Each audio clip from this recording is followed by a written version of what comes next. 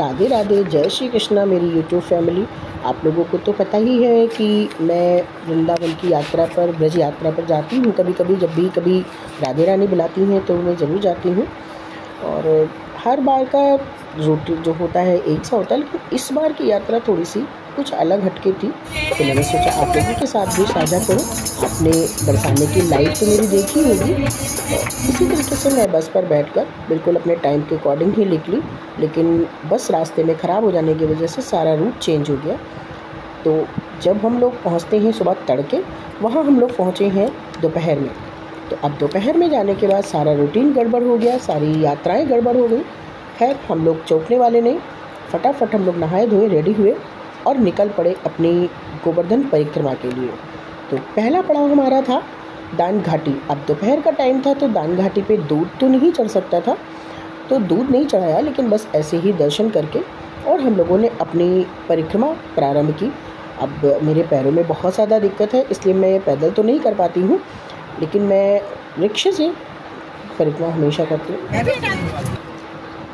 और उसी परिक्रमा के दौरान आज दोपहर में परिक्रमा हो रही थी। वैसे तो मैं हमेशा जब भी पहुंचते हैं हम लोग तो शाम के समय परिक्रमा करते हैं या फिर बिल्कुल अर्ली मॉर्निंग, लेकिन आज परिक्रमा के बीच में ये बहुत सुंदर सा दृश्य देखने को मिला, जो कि गुजरात की हमारी फैमिली बड़े ही बाजे गाजे के साथ परिक्रमा कर रही थी।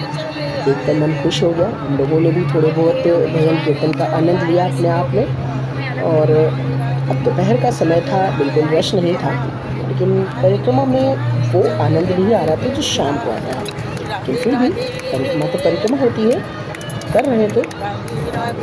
परिक्रमा करते करते फिर हम लोग पहुंच गए हैं अपने दूसरे पड़ाव पर, पुंचरी का लोठा में।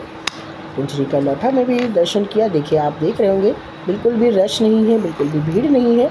वहाँ पर हमारी कीर्ति दीदी भी हमें मिल गई, क्योंकि होता क्या है, हम लोग जब रिक्शे करते हैं तो अलग अलग हो जाते हैं, लेकिन जब गंतव्य पे पहुंचते हैं तो वहाँ पर हम लोग एक साथ, अब देखिए सेल्फी के तो मौके हम लोग चूक ही नहीं सकते।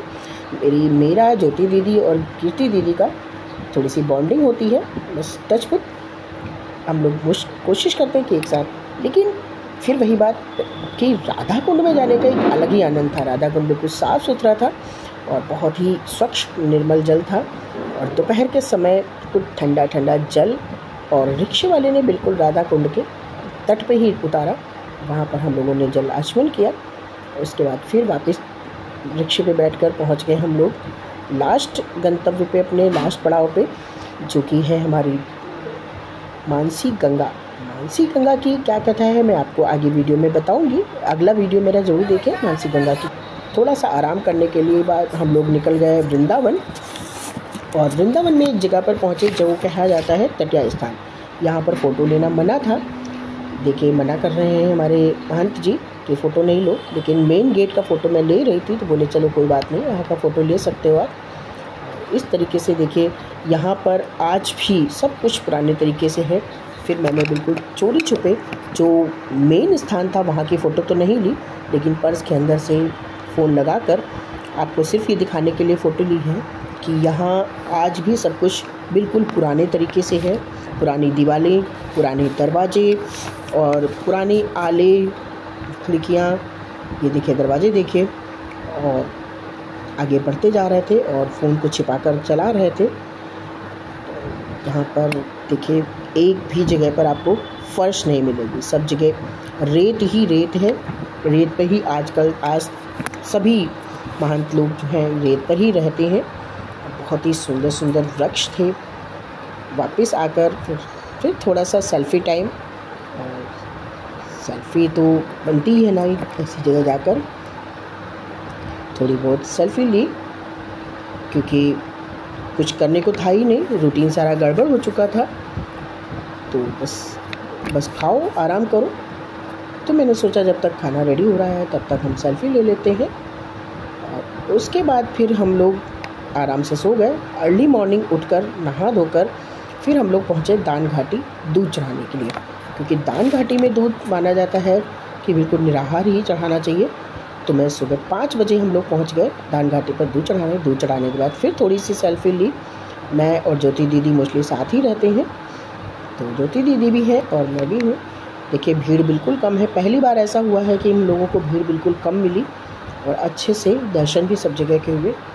वापस आए तो फिर हमारी कृति दीदी भी रेडी हो चुकी थी, उनके साथ भी थोड़ी बहुत सेल्फ़ी, थोड़ी बहुत फ़ोटोग्राफी हुई, क्योंकि हम तीनों लोग को फ़ोटोज़ खिंचाना बहुत शौक़ है। तब तक नाश्ता तैयार हो चुका था। देखिए लड़के नाश्ता तैयार कर रहे हैं। ये बच्चे बहुत ज़्यादा इज़्ज़त करते हैं मेरी। और देखिए वहाँ से मैं अपने लिए तुलसी माला लेकर आई हूँ, शीतल ने भी मंगाई थी। 2 टाइप की मैंने तुलसी माला खरीदी है। उसके बाद हम लोग नाश्ता करने के बाद बैठ गए बस पे और पहुँच गए बरसाने। बरसाने का लाइव वीडियो आप देख सकते हैं, मैंने पूरा लाइव बनाया है। ये रही हमारी ऊंची अटारी। राधे राधे।